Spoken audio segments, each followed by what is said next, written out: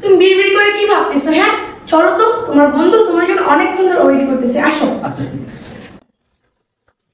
আরে বন্ধু, তুই চলে আসছিস? হ্যাঁ আমি চলে আসি, বস। কেমন আছিস তুই বল? এই তো ভালো আছি, তুই কেমন আছিস? আমি তো ভালো আছি। তুই আসবি, আমাকে একটাবার খবর দিবি না? আরে বন্ধু, খবর দিব কি, তোর বাসার সামনে দিয়ে যাচ্ছিলাম, তাই ভাবলাম তোর সাথে দেখা করে যায়। আর এসে তো শুনলাম তুই বাসায় নাই। কি ব্যাপার, সজীবের রাতে রুম, আর এই রুমটি তো আমি আমার স্ত্রীর মাথায় লাগিয়েছিলাম। তার মানে আমার স্ত্রীর সাথে সজীবের কি প্রেম আছে নাকি?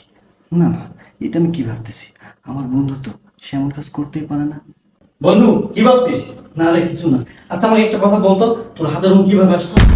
এই রং, বাজারে গেছিলাম তো, তাই হয়তো কোথা থেকে লাগছে। ও আচ্ছা, দেখি তোর হাতটা।